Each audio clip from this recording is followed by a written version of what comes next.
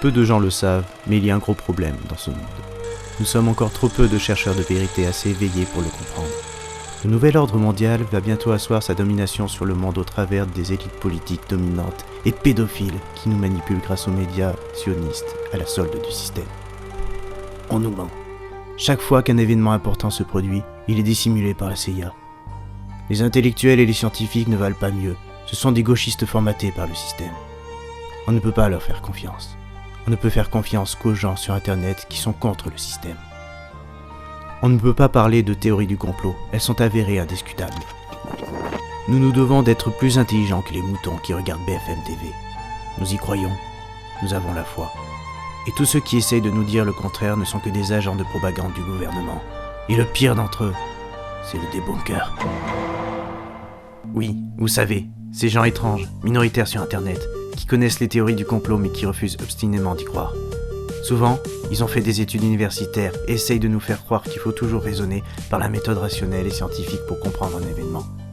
Ils essayent vicieusement de nous faire douter de nos croyances en apportant des noms, des chiffres, des dates, des graphiques, ou pire, en faisant appel à la logique. Comme si la science et la logique pouvaient tout expliquer. Les débunkers, je les connais bien, ces salauds. Surtout l'un d'entre eux, il m'héberge chez lui en ce moment. Je n'ai pas pu le prouver, mais je suis sûr qu'il est payé par Israël ou par la CIA. Car sinon, je ne comprends pas pourquoi il ne serait pas d'accord avec mes opinions. C'est sûrement ça de toute façon. Vu que je suis très malin et que j'ai pu découvrir des complots sur Internet, c'est impossible que quelqu'un d'intelligent me contredise. Sauf s'il est complice. Oui, c'est évident. Il est complice. Mais qu'est-ce que tu fabriques, Kevin? Rien. Salut des bunks. Ce matin, j'entends des musiques de Requiem for a Dream et de Matrix à fond la caisse, depuis 12h. Et tu sais quelle heure il est maintenant? Il est 23h45. Kevin, ce qui nous fait 11h33 de musique de Requiem for a Dream. Qu'est-ce que j'en conclus? Un documentaire complotiste encore, j'imagine? Non, je regardais des pornos japonais. Oh, bon, tu me rassures. En fait, tant que j'y suis, t'as pas à m'en payer. Je le trouve pas depuis ce matin. Il est dans tes cheveux, Kevin. Merci. Je te laisse, je dois travailler sur une vidéo importante. Moi aussi.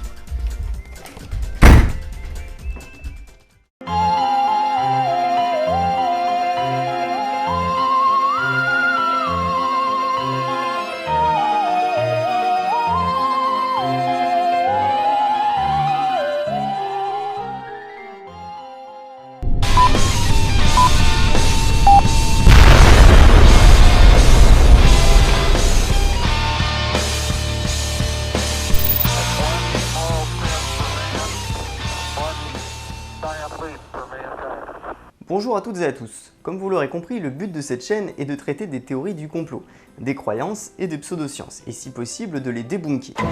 Débunker une théorie, ça veut dire la démonter avec des arguments rationnels. Les complotistes notamment pullulent sur internet et malheureusement il n'y a pas grand monde pour combattre leurs idées. Moi ça fait déjà des années que je me bats contre cette idéologie avec pour seule arme la logique et la science, mais j'espère provoquer des nouvelles vocations en postant ces vidéos. À chaque épisode, je vous présenterai une nouvelle théorie du complot et je vous la décrirai en détail avec les arguments complotistes pour justement montrer les failles de l'argumentaire complotiste et éventuellement convaincre les indécis, ceux qui ne se seraient pas encore fait leur avis sur la question. Je veux préciser que je suis tout à fait pacifique dans mes intentions, je n'ai pas pour objectif de m'en prendre directement aux complotistes ou aux pseudo-scientifiques eux-mêmes. Car je pense que la plupart du temps, ils sont les simples victimes, une sorte d'engrenage et des vidéos qu'ils ont pu voir ou croire ça et là. Je m'attaque donc avant tout aux idées, car ce sont les idées qui sont dangereuses et pas les personnes. Cette première vidéo a pour but d'introduire le sujet, donc je pense qu'il est utile de structurer un peu tout ça. D'abord, je vais commencer par définir ce qu'est un complot, une théorie du complot et un complotiste, pour mieux comprendre de quoi on parle. Ensuite, je vais vous expliquer le but de cette chaîne YouTube. Puis je vais vous expliquer qui je suis et pourquoi je suis devenu débunker. Enfin, et ce sera là le cœur du sujet et la partie un peu plus amusante, je vais vous parler du vocabulaire des complotistes et aussi essayer d'établir une classification du complot, une typologie. Et premièrement, les définitions. Bon alors qu'est-ce qu'un complot? D'après le Dico Larousse, il s'agirait d'un projet plus ou moins répréhensible d'une action menée en commun et secrètement. Pour moi, on a ici une bonne définition. Un complot, c'est avant tout un vilain projet qu'on trame secrètement entre méchantes personnes. On retrouve toujours ce côté très simpliste, très manichéen chez les complotistes, car ils détestent généralement un groupe de personnes en particulier, comme les homos, les juifs, les journalistes, les socialistes, ou bien un groupe de personnes non identifiées, comme les élites, le gouvernement. Et parfois il peut même s'agir d'un groupe imaginaire fantasmé, comme les extraterrestres ou les Illuminati. Et comme ils détestent ce groupe de personnes, ils le considèrent responsable de tous les malheurs du monde. Un complotiste, c'est donc une personne qui se sert des théories du complot pour se conforter dans sa haine de l'autre, en rejetant sur lui la responsabilité de ses propres peurs et de ses propres échecs. Ah, et il ne faut pas confondre le complotiste avec le comploteur. Le comploteur est celui qui participe au complot, alors que le complotiste est celui qui y croit. Et d'ailleurs, pourquoi parle-t-on de théorie du complot ? En fait, c'est une déformation de langage. À la base, en langage scientifique, le mot théorie signifie un ensemble cohérent d'hypothèses démontrées, étayées par des expériences scientifiques ou universitaires. Alors que, en langage courant, ça s'est transformé en quelque chose de beaucoup plus simpliste, une simple idée, un simple avis. Par exemple, ma voisine aime beaucoup les chats, donc ma théorie, c'est que c'est une vieille fille qui n'a pas eu toute l'attention qu'elle aurait voulu. Une théorie du complot, c'est donc en réalité une simple hypothèse non étayée et non démontrée qui a pour base fondamentale la croyance en un supposé complot. Et pour en finir avec les définitions, j'aimerais enfin qu'on se penche sur le mot conspirationniste. Car en fait, à la base, le mot conspirationniste est le mot français correct pour désigner un complotiste. Mais le mot complotiste s'est peu à peu démocratisé sur internet. Alors du coup, en théorie, ils sont synonymes. Mais moi personnellement, je vais plutôt utiliser le terme complotiste pour la personne qui croit simplement au complot, alors que je vais utiliser généralement le terme conspirationniste pour un militant très actif dans les théories du complot et qui va essayer de les partager, de les diffuser. Après, c'est purement personnel. Ensuite, le but de cette chaîne, ce n'est évidemment pas de convertir les conspirationnistes convaincus, qui eux de toute façon sont pour la plupart complètement fermés à toute opinion contraire à la leur et qui sont totalement incapables de se remettre en question à cause de leur dogmatisme.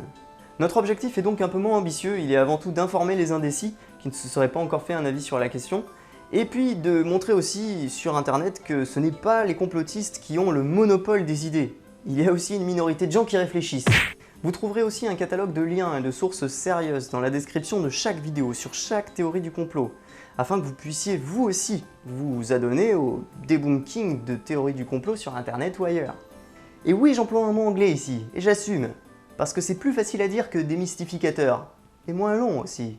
Ah, et on ne s'attaque pas qu'aux théories du complot dans cette chaîne, on s'attaque à toutes les croyances irrationnelles. En gros, on est des gros rabat-joie, ouais. Vous savez, l'esprit humain a naturellement besoin de rêver avec du mystère et de l'inexplicable. Et c'est ce qui explique que les vidéos ésotériques ont un grand succès sur internet. Et nous, on est là pour faire redescendre les gens sur la terre ferme et briser leurs rêves d'enfant. Ouais, on est des connards, ouais. Alors qui je suis? Grande question. Je suis avant tout un sceptique, un zététicien, c'est-à-dire une personne qui cultive de la curiosité à l'égard de ce qui m'entoure et bien entendu aussi du doute, et la science du doute. Je réfute tout ce qui est irrationnel et qui n'a aucun fondement scientifique. D'ailleurs, j'ai une blouse. Ouais. J'exerce mon esprit critique pour ne pas tomber dans la facilité des biais cognitifs humains, qui nous incitent malheureusement à adhérer à des croyances, des légendes urbaines et des rumeurs. Mais la zététique, c'est avant tout un mode de pensée. Donc plus concrètement, dans la vie, je suis un simple étudiant en droit, en sciences politiques et en sécurité internationale. Je parle français, anglais, russe, je suis spécialiste en droit des conflits armés et terroristes. Mais surtout, je sais cuisiner mon propre caramel au beurre. Et mon rêve, c'est de nager un jour au milieu des pingouins. Enchanté. Et moi c'est Kevin. Mon but, chercher et trouver la vérité. Car sachez tous une chose, on nous ment. Oui. Ils nous mentent tous. Tous. Alors pourquoi je me lance dans ce combat? Parce que je commence à être fatigué du discours typique complotiste anti-occidental qu'on voit fleurir partout sur YouTube. Et qui attribue systématiquement tous les malheurs du monde à l'Union Européenne, aux États-Unis ou à Israël. Alors que comme tous les autres États le feraient à leur place, ils défendent simplement leurs intérêts. Parfois de la mauvaise façon. Mais c'est chiant quand on regarde systématiquement le côté négatif des choses, alors que les civilisations occidentales sont celles qui depuis des décennies sont les seules à faire vraiment des actions concrètes de masse contre la pauvreté, les réfugiés, les épidémies, la faim dans le monde, etc. etc. Ce sont des dizaines de milliards de dollars qui sont donnés chaque année par les pays riches aux quatre coins du globe pour réduire la souffrance des hommes, améliorer la condition de vie humaine et ouvrir de nouveaux marchés. Ok, ouais, c'est vrai. Mais la pauvreté et la faim dans le monde ont déjà été divisées par 2 en l'espace de 20 ans, et ce, grâce aux pays occidentaux. Et ce n'est pas parce que parfois apparaît un gouvernement de connards qui provoque un conflit inutile pour des histoires de fric, que ces pays-là sont forcément toujours les méchants de l'histoire. C'est vraiment énervant de voir cet élan anti-occidental et anti-droit de l'homme sur internet. On a l'impression que les gens veulent revenir de plus en plus au Moyen-Âge. Allez, qu'on rétablisse qui la torture, qui la peine de mort, qui la loi du talion. Et puis qu'on laisse crever de faim la terre entière au passage, tiens, c'est beaucoup mieux. C'est pourquoi aujourd'hui je combats l'ignorance et la paranoïa sur internet, mais aussi dans la vraie vie. Les ordures qui inventent et qui lancent ce genre de théorie du complot sont à la fois des escrocs qui se font beaucoup d'argent sur le dos des gens crédules, avec leurs vidéos, leurs conférences, etc. Mais aussi des dangers publics, en ce sens qu'ils troublent le discernement du peuple pour lui faire gober insidieusement n'importe quelle pensée qui va venir briser sa confiance envers les autres.